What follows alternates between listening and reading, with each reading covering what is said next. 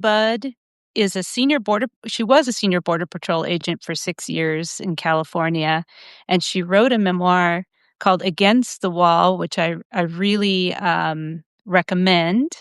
And it talked about the misogyny, the rape, sexual harassment, and corruption that she experienced while working at the agency. It's really harrowing experiences that would ultimately lead to her resigning from the Border Patrol in 2001. Now, Budd is a leading critic of the Border Patrol and advocating for accountability at the federal agency, and has for many years, and for human rights at the U.S.-Mexico border. Um, I'm just want to set the scene here and the context for the conversation that Jenn and I are going to have today, because obviously there's so much happening right now in the country with these ICE and Border Patrol occupations. So combined, ICE and Border Patrol are already the largest law enforcement body in the United States and have been for some time. They've been given more money under Trump's budget bill than many military departments have in countries around the world. They've also been instructed to at least double their ranks. So we're talking somewhere around 40,000 agents by the end of the 4 years of the Trump's term. At the same time, Department of Homeland Security is reducing their training and their oversight of these agents. So last week, the whole country witnessed the murder of Renee Good in Minneapolis by an ICE agent. And a lot of Americans were rightfully shocked by what they saw. Unfortunately, anyone who lives in a border community like Jenn and I, we were not surprised by this shooting. Sadly, because this kind of violence and impunity at the hands of these agents has been happening here in border communities for many, many years. And in fact, after Good was killed, I messaged Jenn about how her death reminded me of another fatal shooting of a U.S. citizen, mother of five, Valeria Tachiquin, in Chula Vista, California, in 2012. And she was shot by an undercover Border Patrol agent in cold blood.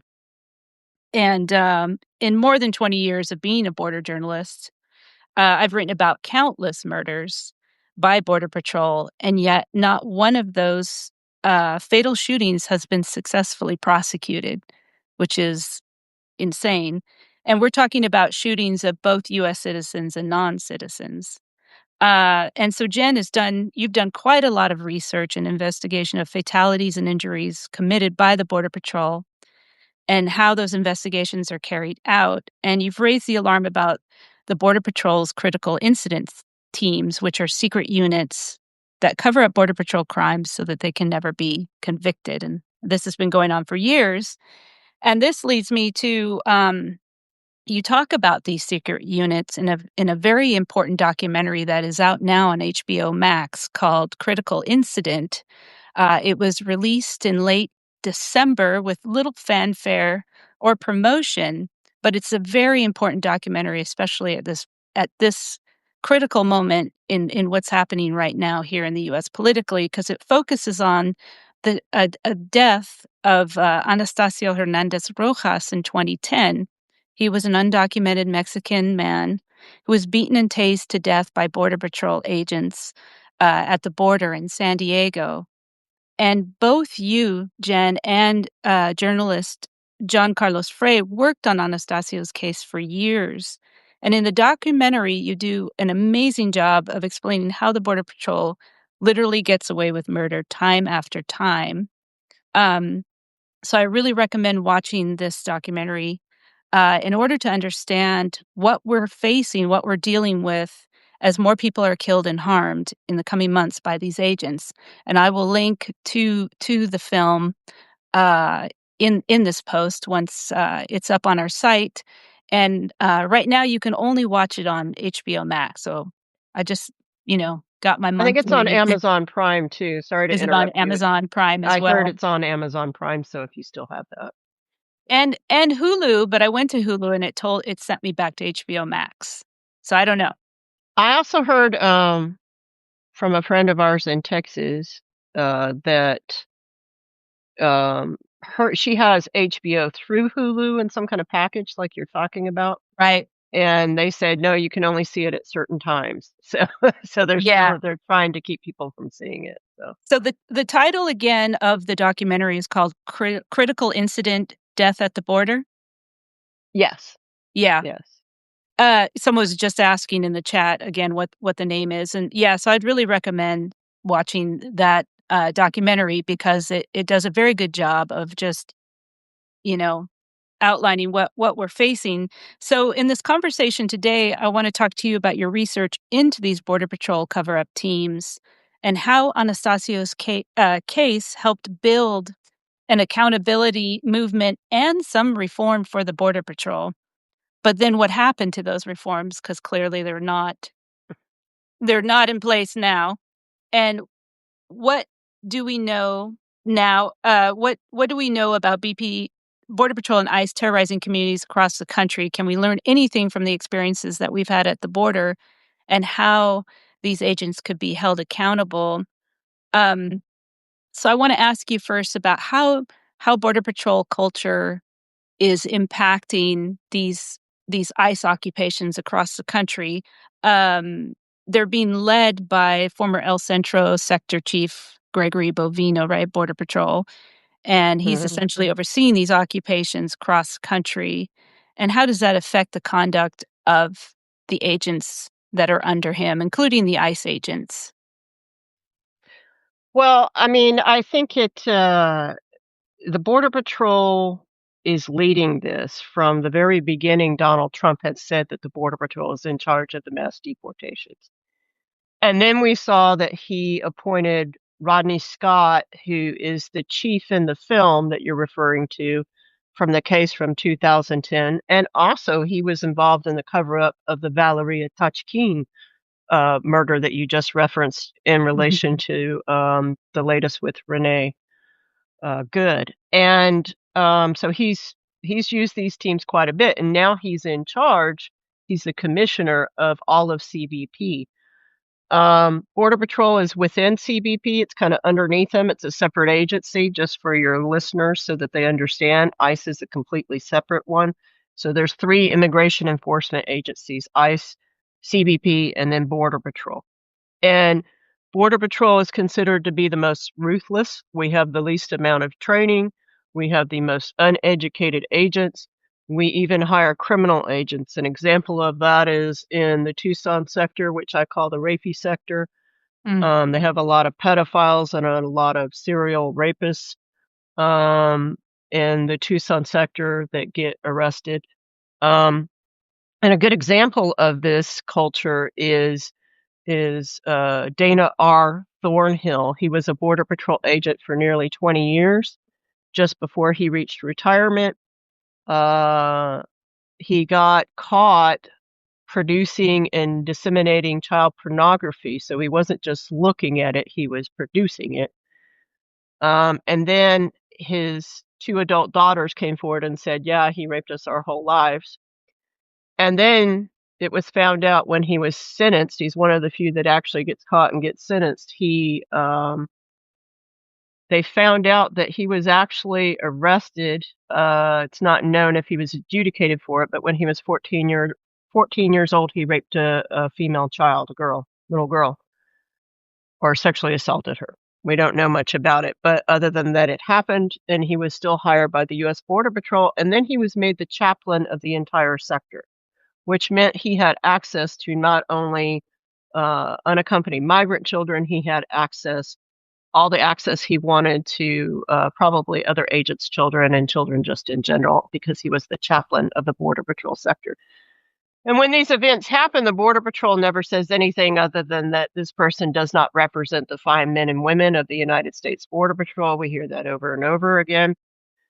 But this is the culture of the Border Patrol, the level of brutality. You know, at first, when I saw these raids going on, I thought, doesn't really it looks different. But then the more I really watched it and the more I accepted the honesty, is like, yeah, that's pretty much Border Patrol. That's Border Patrol.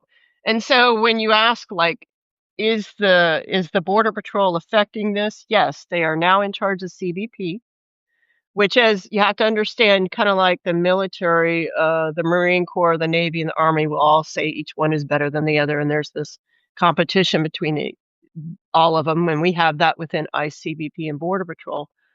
And so when they take a Border Patrol agent and put them in charge of CBP, that's offensive to CBP officers. They find that offensive.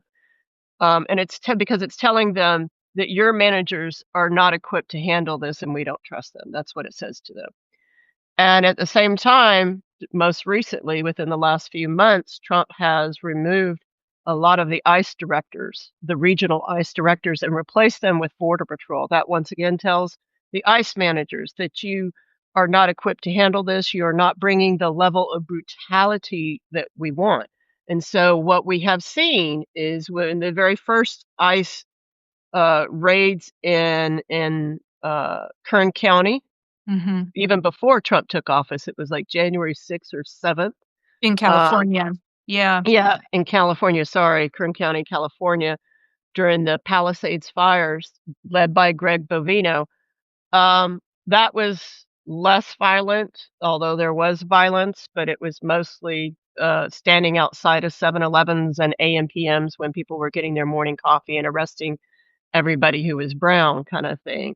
Um, and then when people started following ICE and saying where they were going and trying to warn their community members, we were seeing them ram their cars and then claim that the victims were ramming them. Then in Chicago, it escalated to ramming the car, claiming that Marimar Martinez rammed them when they were the ones that rammed her. But then on top of it, then they shot her 5 times.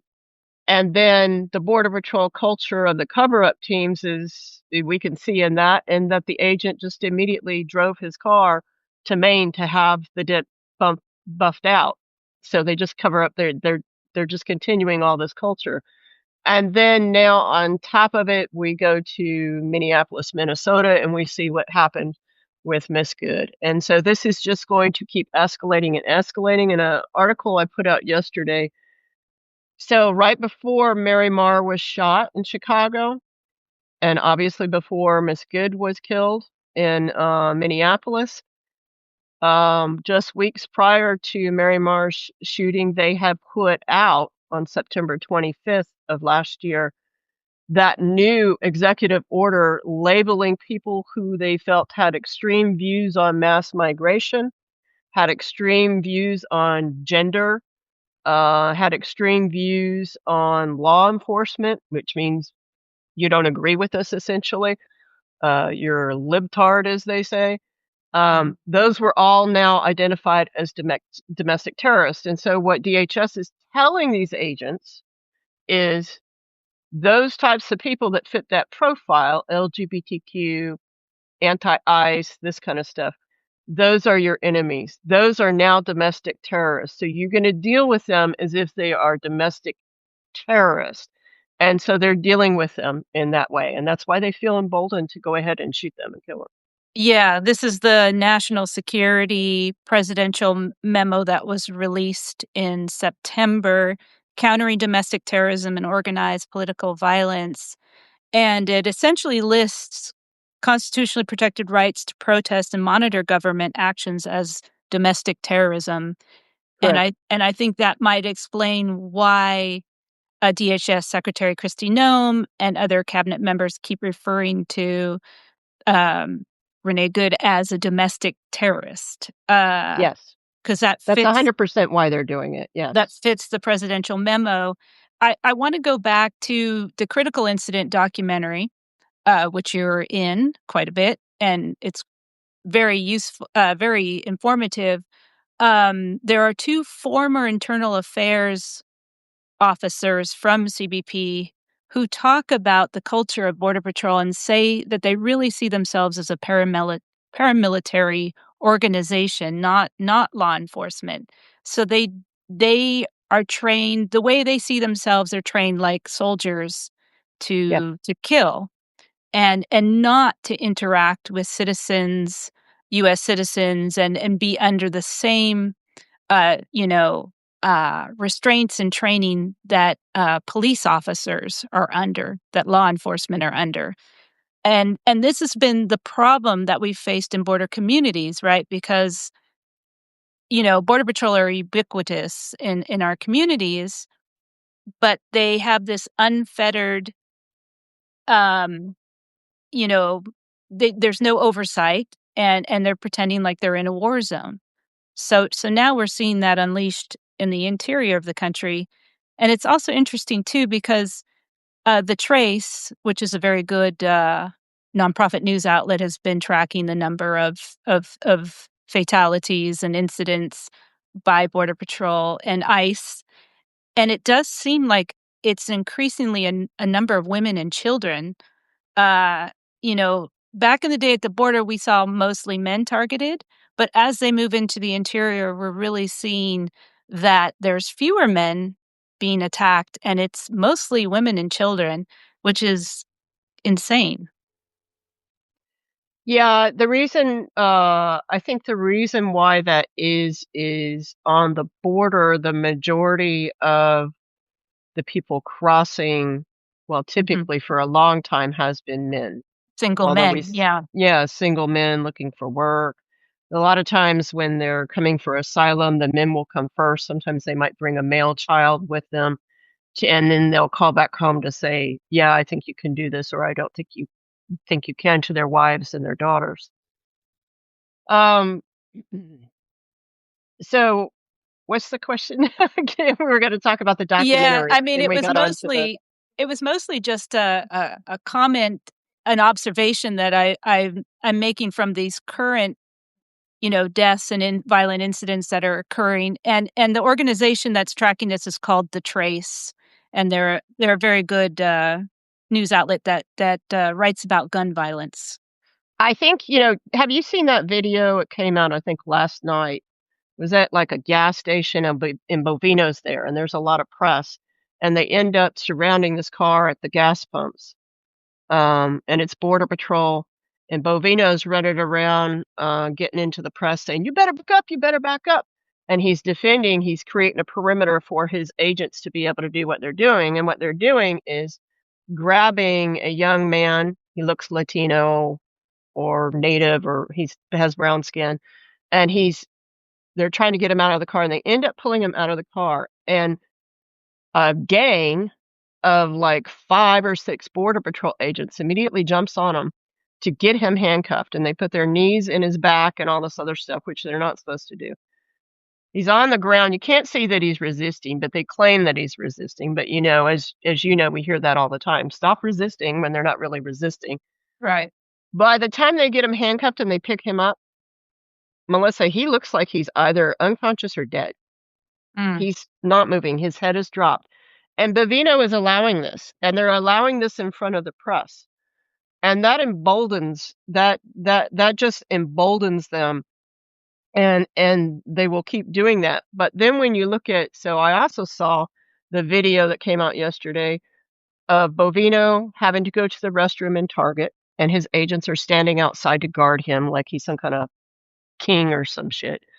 Mm. And he comes out, and there's a man standing there, a very large man, and I wanna say that the times when I see this, it's always been a black man, an African American man who's done this. This man is much larger than Bovino, much larger than the agents who are with Bovino, and he's in their face, and he's like, "You guys," and he's cursing up and down and this and that, and they just keep going, and he's like, "You're a bunch of pussies," and he's just, like, laying into them, and as Bovino starts to walk out of Target, the man says, "Yeah, if you didn't have that badge and gun, I'd whoop your ass," or something to that equivalent. And Bovino suddenly stops and turns around and looks at him, and he says something to the guy next to him or something, probably like, "Keep your eye on him," and this and that, and blah, blah, blah. And then I saw another video, same kinda thing. Again, an African American man, a large, very physically fit African American man who was as big as the agents who were dragging people off, and he followed them into the parking lot yelling at them. Now he had people around him, filming him and helping him, and he was right up in their faces, and he was like, "Come on, do it, motherfucker, let's do it." but he's the same size as they are, and they will not confront him. And this is the thing Mm. about these agents. So on the southern border, the migrants, they don't have anywhere to run. They are in the middle of nowhere on the top of a hill or standing on the side of the Rio Grande or stuck in the middle of the Sonoran Desert. So a lot of the violence occurs to the men there. And they tend to pick smaller men are the ones that they're going to beat up, and the ones that they're going to kill. And what you see here is they are only going after women, children, and men who they believe that they can take control of. They're afraid to go after the bigger men because a lot of them are out of shape. I mean, they have all these videos of them being heroes and this and that, and they claim that they're paramilitary and all this, but they've actually dropped their physical standards down to way less than when I was an agent. Like, I have like no respect for these people that go through the Border Patrol Academy now because it's nothing like what we went through back in the day. I mean, they can pretty much walk the mile and a half. It's ridiculous now. And so they come out of the academy fat, out of shape. They don't know the law. But what you're saying in as far as training, training and the thought that they're like the military, Border Patrol agents believe that the Constitution does not exist within 100 miles of any land or water border barrier. And Mhm. so when they're in Minneapolis, because Minneapolis is close to the Great Lakes as Chicago is, they believe that you don't have your full rights of the Fourth Amendment, so they can stop you and do whatever they want. And so far, nobody has contradicted that, and Kavanaugh has defended that.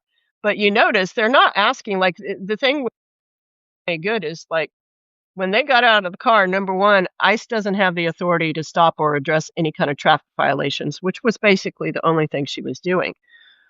Um, and yet they still get out, and the first thing that they say, they're supposed to be doing their immigration duties first. That's what it says, that they can arrest people for felonies, which is not what she was doing, but felony. So if you're beating up somebody or killing somebody in front of them, yeah, they can arrest you. They can stop that. But regular traffic violations and things like that, they can't, but they have to be doing their immigration duties first. And when they got out of that car, they didn't even ask those women what their citizenship was. They Mhm. didn't ask them Mhm. at all. They knew exactly who they were. And they were mad that they were harassing them. And so what they did was what they did to Anastacio Hernandez Rojas in the movie that you will see.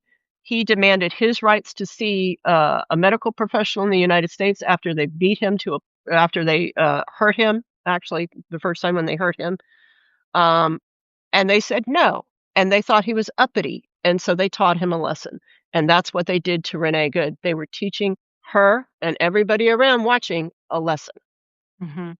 Yeah, and I'm hoping you can take us through what the critical incident teams are, and this is what you get into in the documentary Critical Incident. These are secret units that work under Border Patrol to cover up their crimes. How do these incident teams work, and what's the status of these teams now? Because they were supposed to have been disbanded during the Biden administration. So I'm Right. hoping you can talk about that. So the critical incident teams, we call them sets for short. Different sectors have different names for them, but just in general, that's what we call them, CITs or sets. Um, they started in 1987 in San Diego sector because at the time the Border Patrol agents had killed 24 people, and they were losing a lot of money to paying people not to file charges against them, which is usually how the Border Patrol handles their use of force. They Right. just settle out of court and give people some money and make them go away.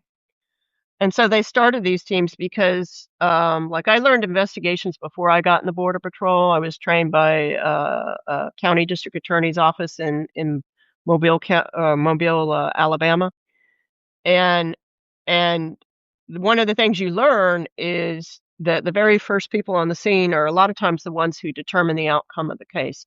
But Mhm. if fast forward to, like, think of, like, O.J. Simpson case. That whole case hinged on the fact that the forensics was done really bad.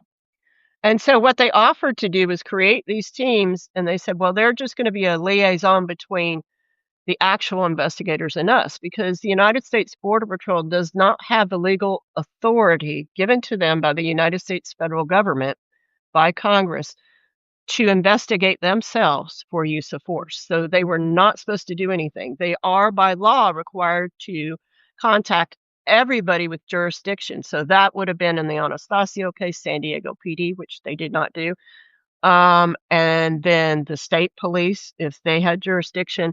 And then back then, FBI and DHS, Office of Inspector General, which is like an internal affairs at the time. And they did not do any of that. They handled it and said it was just a medical problem.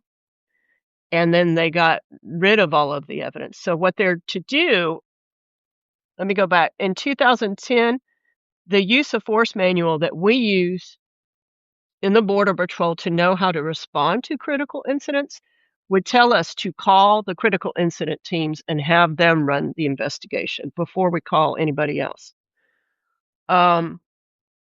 And after the Anastasio case, the Southern Border Community Coalition and Alliance San Diego, who are non-governmental agencies down here, they fought to have that manual made public.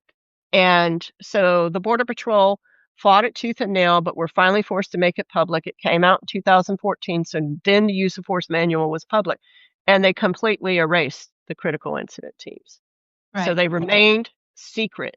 I know Border Patrol agents with 20 years in that did not know about them because they went more the administrative route and really didn't spend much time in the field and didn't get involved with these teams. So it's even secret within the United States Border Patrol.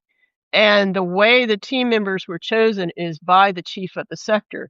And the people who were there permanently tended to be people who had problems in their background. Like my classmate, Armando Gonzalez, was the supervisor here of the critical incident teams for a while. And he had a history of sexual harassment allegations from female agents. So they had dirt on him. And that's who they choose to be in these set teams. At the same time, these teams train agents in how they want them to deal with the evidence. So at the same time, they were not giving them actual forensics classes. They were secretly making and designing the classes at Border Patrol academies, and it was done all in secret. And I know the chief who did that as well, John Buscaglia, and I've documented that as well. So what you see in the film is essentially them not cooperating with local investigators who have jurisdiction in these cases, just like we see in Renee Good's case, where they refuse to cooperate. We see them putting out the narrative as fast as possible, and the narrative is always on their side. The narrative for Anastasio, even though he was handcuffed and beaten and tased to death and didn't hit a single agent ever, was he was crazy. One officer said, he was rolling like an alligator. You know how an alligator does death rolls? That's what he was trying to do to our agents. So they compare them to animals and make them, superhuman kind of thing and this and that. And then if they can get a medical evaluation that maybe had a little bit of drugs in your system, Anastasio tested positive for amphetamines. That was because his body was filled with drugs when they were trying to save his life. And then they did the drug test, and that's why it was a false positive. They're probably not going to find any drugs in Miss Good's body, but they might try and contaminate that. If they can, they will do it. And so they will leak that to the press so that it gets out, so that by the time it gets anywhere, juries are contaminated. They hit it really hard locally, so the juries get contaminated. And the union attorneys also are aware that these teams are illegal, but happily sit there and defend their clients with whatever the set teams have found and the problems that they, all the stuff that they do. So the union attorneys are using what the sit teams have done and gotten rid of to defend Border Patrol agents. And then on top of it, the actual investigators, even if they wanted to do a good job, they can't do a good job. We saw this in the Jose Antonio Elena Rodriguez case, a 15-year-old boy in Nogales, Sonora. The cities on that side of the border, both are called Nogales. And the agent, Lonnie Schwartz, stood on the American side in Nogales and put his gun through and shot at this kid and put 10 bullets in the back of him, even though the kid was never proven to have thrown rocks or hurt anybody. And in that case, I actually found out the Border Patrol SITs had trained the Sonoran State Police in how to do investigations. So they're not only training their own agents, they're training anybody around them. And then in that case, we find that the FBI, who's supposed to be given the independent investigations in Cochise County and all these other counties there in the Tucson area, wherever this happens, they don't use their own independent evidence collection teams. They use whatever the set teams give to them. So they've controlled the evidence. So that's where we get back to what I was saying is whoever it's on the scene first, they're the ones who identify what is evidence and what isn't. They're the ones who collect the evidence, whether poorly or not. And the Jose Antonio Elena Rodriguez case is the only case in recent memory where they actually tried to charge the agent. He had 2 trials. Both trials he was acquitted because the jury flat out came out and said, the evidence collected by the critical incident team and the Sonoran State Police that now we know is trained by the set teams was contaminated and woefully inadequate. And yeah, we feel he did it, but we can't convict him on this and so forth. So they have it set. So they have it down to a point that nobody has been convicted in 101 years, honestly. So, and before that existed, before the teams existed, we did the same thing. So we feel federally, we fill the oversight agencies with our own agents. The head of CBP's Office of Professional Responsibility that did not exist when Anastasio, who's in the film, was killed, but is now their internal affairs for CBP and Border Patrol, was led by a former Border Patrol agent, at least as long as he retired April 30th of last year. I don't know who's the head of it now because they're keeping it secret. And the vast majority of their agents are Border Patrol agents. The last thing you asked me was what happened to them. So Joe Biden, after 6 months, they agreed, yes, they're illegal. They have been illegal. And I'm like, let's have truth and reconciliation hearings. Let's get it out there. Let's say what happened to these families. Let's find out the truth. Let's not do it again. Let's do what needs to be done and do what's right. And they said, nope. And what they did was they allowed the critical incident team agents to resign, and then they rehired them under CBP's Office of Professional Responsibility Investigations, and they're continuing to do the same thing now. At the same time, the Border Patrol just replaced them by a team called the Management Investigative Team. So they're still doing the same thing. And you see that in these immigration raids. When I look at what happened to Renee Good, I look at what happened to Marimar Martinez, it is the critical incident teams to a T, pattern and practice all the way through. Right, right. So, and I should point out too, in Todd Miller's, he's also a founder of the Border Chronicle. His book Border Patrol Nation talks about how Border Patrol trains border guards all over the world. In Africa, Latin America, they've been doing this for many, many years, training agents overseas, different border guards in different parts of the world. So how um, how did Anastasio's case lead to reforms of Border Patrol? And we just talked a little bit about that. And what are the status of those reforms? I know, like there was a ruling by an international court that his death was excessive force, that it was murder. What has happened with all of those reforms? Because you spoke about this time in, what was it, 2014, when it did feel like we were getting somewhere with these reforms finally, and then it all just kind of melted away. And now it's like we've taken 10 steps back with what's happening now, where there's just no oversight, no accountability, and just like unfettered violence. Yeah, so there were some reforms. We got like I mentioned before, we got the use of force manual to be public. Unfortunately, Gil Karlikowski, I just saw him on the news the other day. He was the former commissioner of CBP, I think, I want to say during the Obama years. He was very proud. He made a lot of those reforms, but he's also dishonest at the same time. On the day that he was telling the news and media that they created this thing called the National Use of Force Review Board. Um, Everything's an acronym in the Yeah. government agency, so it's like new FERB or something like that. And then within each sector, they created what's called use of force investigative teams. And they said, well, these are going to be independent. Some of them are lawyers in here, and they're going to evaluate so there's all these layers now. But what Kerlikowske did privately and didn't put out publicly, which I have the directive now after all these years, is he said they are to only use the evidence gathered by the critical incident teams, which were still secret at the time. So Mm. even though they're creating all these so-called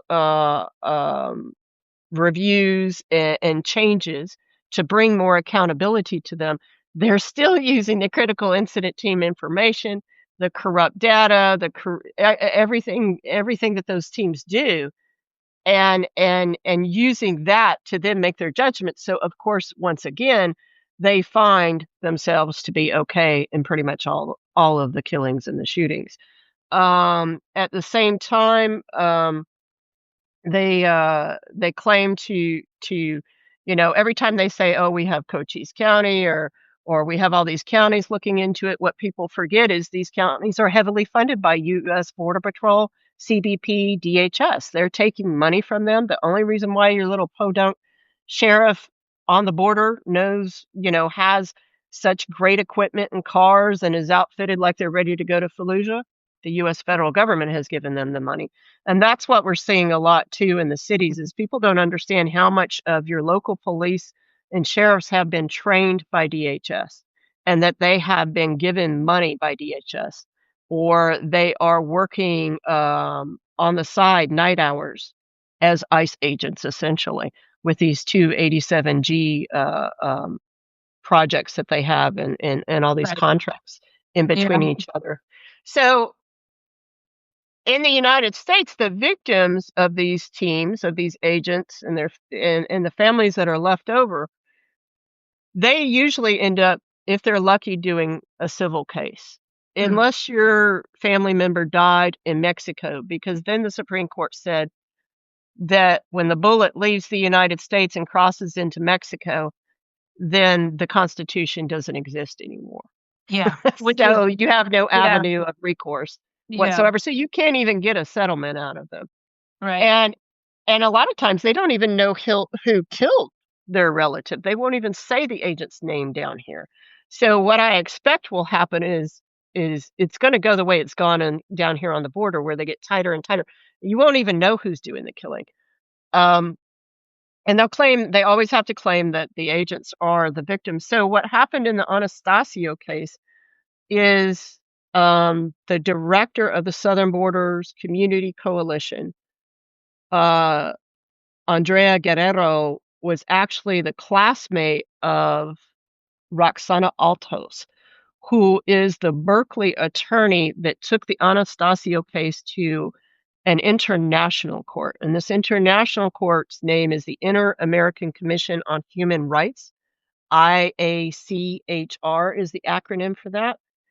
And Miss Altos has a lot of experience working cases in international courts. She's convicted generals and stuff, and had truth and reconciliation hearings in Colombia, and she's worked in Guatemala and Honduras. Just amazing. And so they took this case to that court. The court, you see them arguing the case at the end of the film, and you see John Carlos and I sitting there watching the hearing go on. The United States government was like, their attitude was like, well, we gave you $1 million. What do you want? Yeah. That's And pretty much it.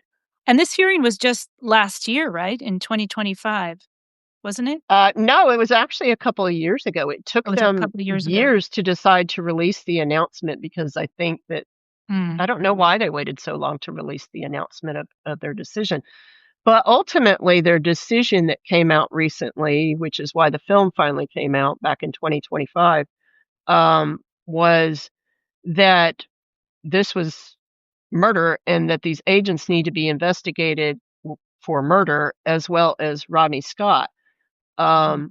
The only fault that I have with the film is Well, it doesn't show the agents' names. They blur out their names and stuff. They're in legal depositions, so there's no reason to do that.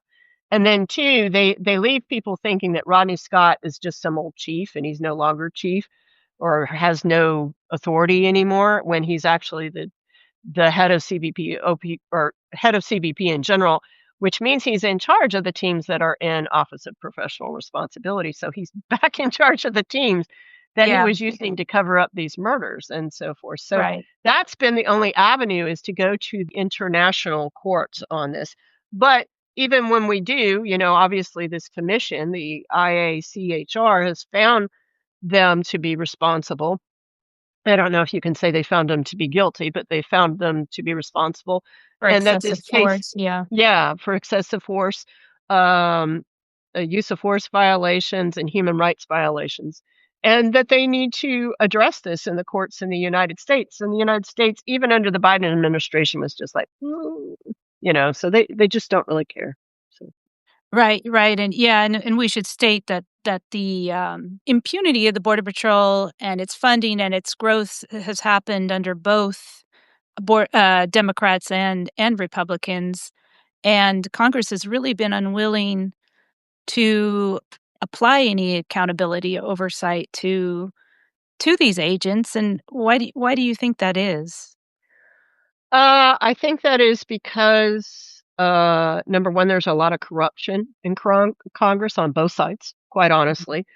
And yet at the same time, I will say that the Democrats, the Republicans, and even the media, and even a lot of the liberal media or left wing media or even central or mainstream media, they've all bought into this narrative that we're being invaded and being overrun and that these people are all criminals, when the truth is Border Patrol agents on average since 2018 have committed more violent crimes than the migrants that they arrest based on percentage of population. They've bought into all this. They've sold Americans on the narrative that migrants, asylum seekers are bringing fentanyl. They've sold Americans on, we just need more money down there. We need more money down there. And unfortunately, even right now, I'm looking at some of these, they call them blue dog Democrats. I don't know if most people Mhm. outside of politics know that, but that's what a kind of moderate Democrat is called, or pro border enforcement Democrat. So Henry Cuellar's one of them. Gallego Mhm. is one of them.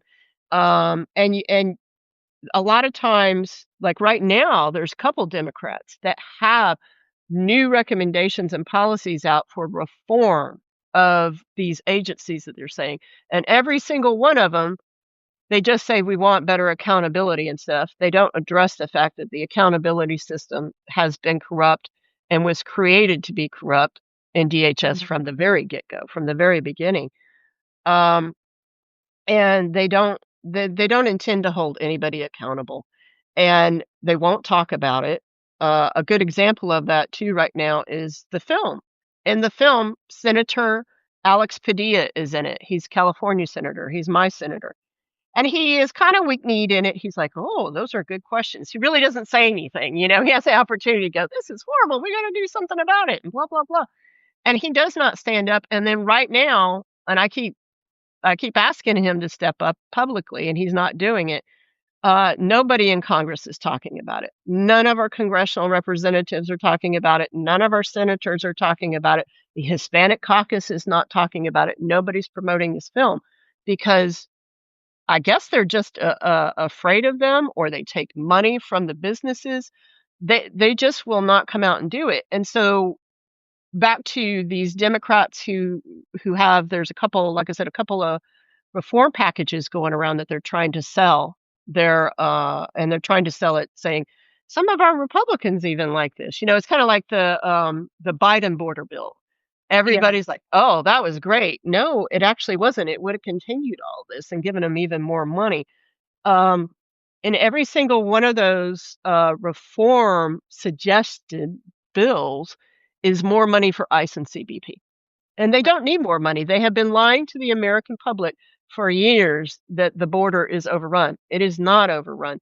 They have been building this force with the anticipation. It's been known since the 90s that this is where the Border Patrol was going. It was going to take over ICE. It was going to take over CBP. It was going to leave the border as it has and go into the interior and have the military take over the border.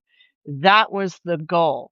And they are essentially fighting for Donald Trump. They are fighting for a fascist takeover of this nation, and they want to be in power. They have violated the Constitution. And in my mind, they are completely lawless and they have no authority. And as far as I am concerned, because they have violated the Constitution, they have violated their oaths.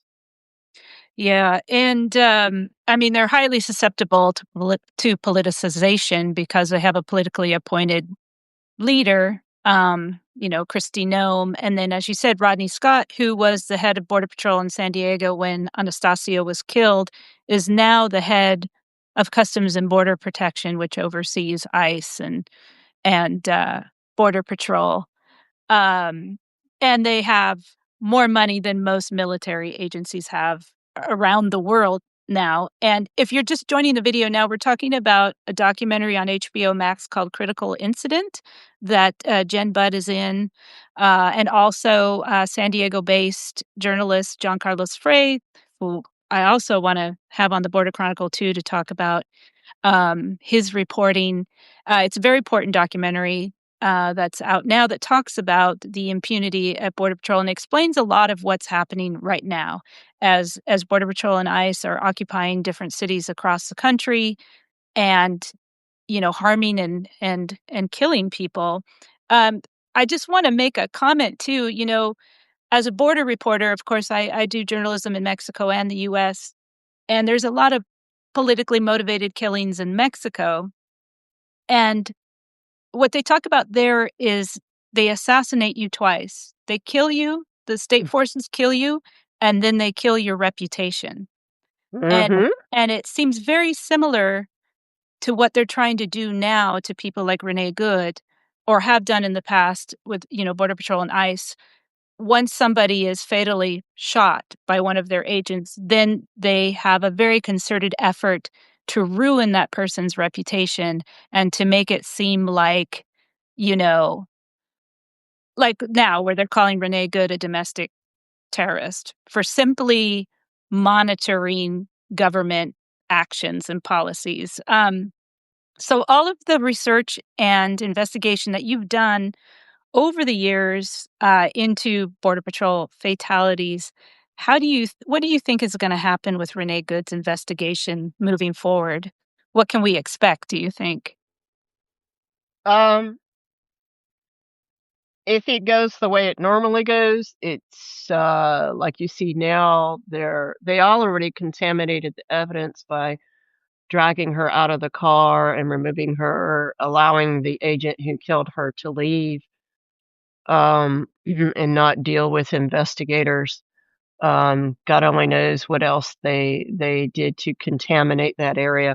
They also, I saw after that happened, then they got into uh, uh, violent, a violent fight with the protesters that were there and started pepper spraying and hitting them. So they got rid of the witnesses. That is also obstruction of justice. And then announcing that they will not cooperate with other investigators. That is obstruction of justice. So they've already violated the law, and they're going to continue violating the law. They will see him as a hero. He will be lifted up as a hero and as the victim. I was thinking today you saw JD Vance come out with a picture of this agent supposedly in the hospital saying that he 6 months ago was run over, so he's a little sensitive to it. Well, number one, that's not logical. That doesn't, if he's sensitive to it, then he should have resigned or he should be off duty or on administrative duty or something.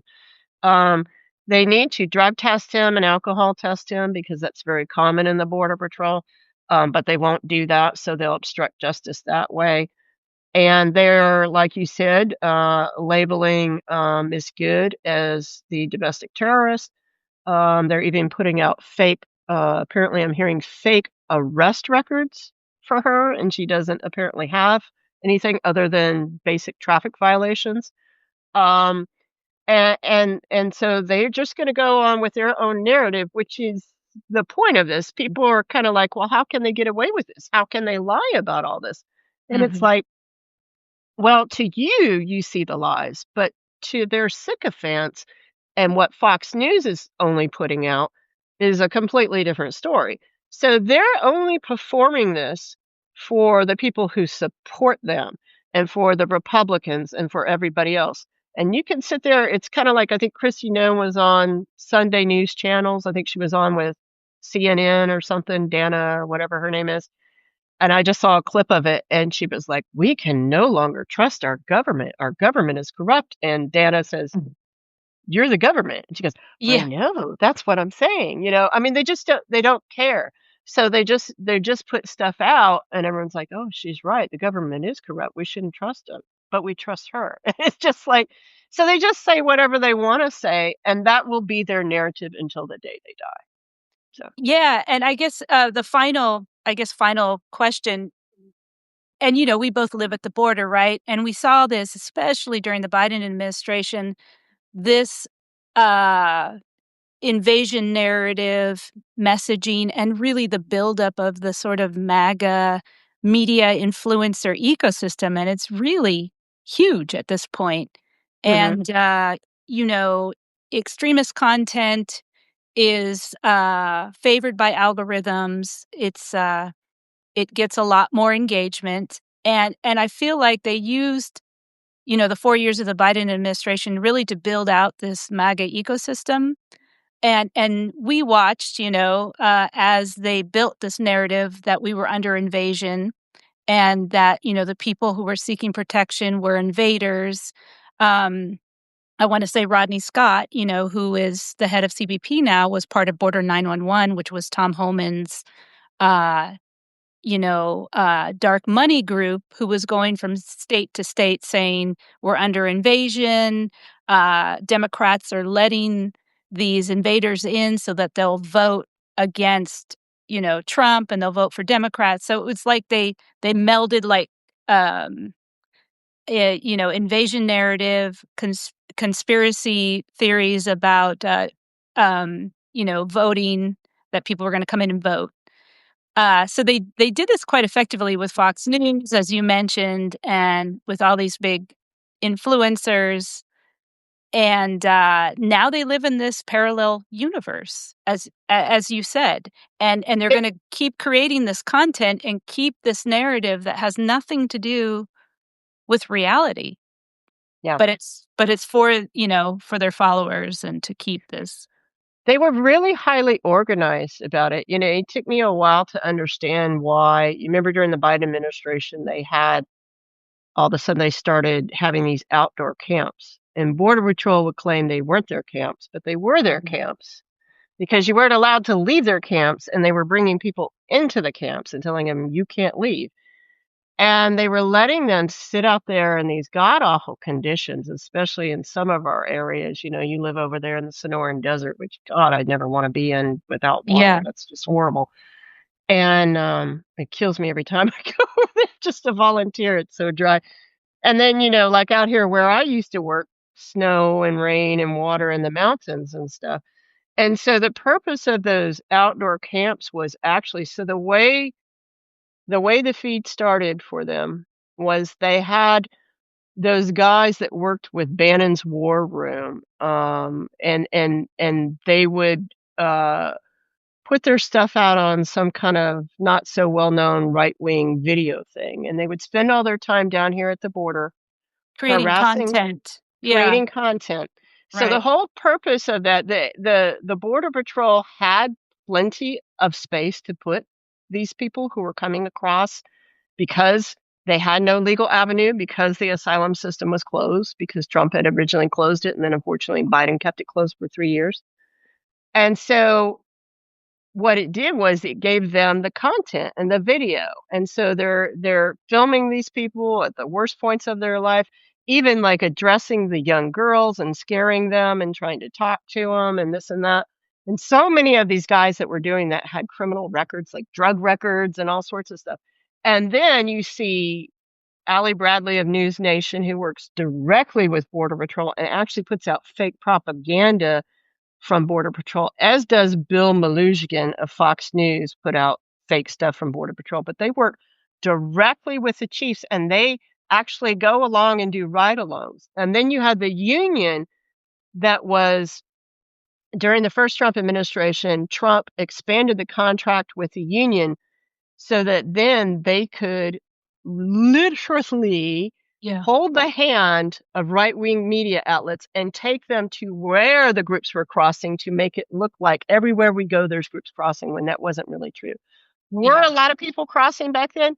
Yes, because they closed the only legal avenue to come in, and every Border Patrol agent and every CBP agent and the administration knew that if you close the legal avenues, they will cross illegally every single time. They created the invasion on purpose by closing all the legal avenues. So now people are still crossing illegally. Lots are still crossing illegally, but they're not counting the gotaways. They're acting like they're not really crossing. They're letting a lot of them go. A lot of them are dying out here because they're crossing in the very most dangerous spots. And at the same time, less people are crossing because who the hell wants to come here now? You Right, know, right. there's Yeah. nowhere to work, and even Americans are losing their jobs and this and that. So that whole system that they created still exists. And unfortunately, mainstream media uh, just did not invest down here. They did Right. not invest in teaching their viewers the truth about the immigrants and what was really going on. They refused to say the truth about the agencies and how corrupt they were. And so they kept on with this narrative. And so now they feel like they're caught. And so they're Yeah. just not going to tell the truth about it. But that system still exists. They created a fake invasion, and and then they sold it to the American public. And now they have all of our money, and they're going to put us all in camps. Anybody who doesn't agree with them, anybody who is on that list and is labeled as domestic terrorist, I meet that list probably by 3 or 4 points, if not more. And that's where they're going, and they are all in. They are all in. I think one more thing I would like to mention too is something that people don't understand. I see a lot of people trying to appeal to these agents with Christianity and so forth. You need to understand that down here on the southern border, there are churches that cater to these agents, and they pick and choose Bible verses, and they honestly believe. Charlie Kirk did go to a lot of these churches and speak to them when he was alive, and what he said is we have to stomach. If we can stomach what we need to do to these people, then we'll be great. And he said, but the thing is he said, we have already won the war on that. We need to get the quote unquote illegal immigrants out. And he said, the next war we have to get people to understand is that we need a war on legal immigrants, because there's too many legal immigrants here that are not the good kind that we want, is what he said. So this idea that this stops with the criminals or people who are undocumented, no, it does not. Yeah, I wanna point out that we did a lot of coverage of this during the last 4 years that is on the Border Chronicle, and we're in the process of creating a sort of, explainers for folks so that you can look back and see these various events, and the campaign that was very deliberately constructed, leading up to the election and really helped Trump win again. Yeah. Um One of the most interesting parts, Melissa, let me say real quick, like when I started researching it, sorry, somebody was calling me. When I started researching it, the last like 4 or 5 years of the Obama administration, when you look at the rate of apprehensions per Mhm. agents, and figure out what that is. They had the lowest rate for years, and it was like straight across the line. Trump came in, and it came the same thing. And then he stopped a lot of the policies, and he limited people who were coming through. Then he started metering. Then he had migration protection protocols.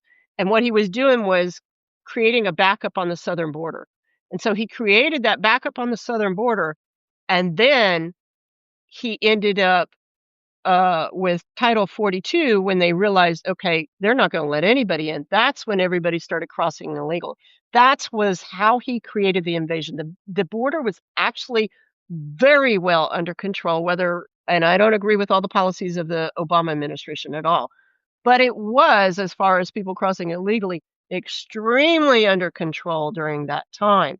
It is Donald Trump who came in and exasperated the situation and created the invasion so that then he could do this. That's what this is about. Right, yeah, I mean, ports of entry were closed to people who wanted to request asylum, so they had to they had to cross between ports of entry. Um, and I wanted to note that ProPublica just released a report not long ago that they had counted more than 170 US citizens who had been Mhm. held by immigration agents and, kicked, dragged, and detained. These are US citizens, so as we've discussed, this doesn't just impact people who are not citizens, it very much impacts US citizens, especially as they are now in the interior of the Absolutely. country and targeting people and, And one targeting of the things that protesters. you're seeing in the cities too right now is, so as an agent, normally when you go up to somebody to question, do a citizenship test on them or talk to them about their citizenship and determine that, you do it right then and there. Ask what Mhm. country, and you saw that in LA. You could hear them go, "What country are you a citizen of? What country are you," and you could hear them do that. They're not doing that anymore. Now they grab them, put them in a car, handcuff them, put them in a car. I think Democrats had hearings on it and had some victims come recently in the last few months and testify about it up on the Hill. And then they drive you away for several miles, and then they take 3 or 4 hours before they go, "Are you a US citizen?" And then you go, "Yeah," and then when they're satisfied, they take the handcuffs off and just throw you out on the street. So, that right there, I would say is a, I'm not an attorney, but is a decent legal argument against whether or not you're physically actually being detained and arrested. If they're putting handcuffs on you, putting you in a car, and taking you somewhere else, you don't have to take anybody anywhere else to determine citizenship. Their excuse for that is, "Well, we're afraid of everybody." Well, let's be honest. I mean, I understand that ICE is putting out fake data as far as saying like 8,000% increase of their officers being assaulted. Yeah. Nobody's put out any data, and as far as like, I'm pretty sure the use of force violations have gone up in Chicago. Pretty sure the use of force violations has gone up in all these places. So we can play that game back and forth, you know. Yeah, I also want to point out that, recently here at the border, Border Patrol and ICE have been questioning people as they leave the country and asking for their citizenship and detaining people as they're trying to leave the United States. So I don't know if this is just to get the numbers up It is to get or. the numbers up, and it's also just to, it's mostly to get the numbers up, but they're also going to be finding them as well. So, yeah. Yeah, It's to yeah. make them as miserable as possible. You're not allowing us to capture you and treat you like shit and hold you in a cell and make you have to pee on yourself and eat moldy food and all this other stuff. Well, we're going to cut you before you can get away. Yeah.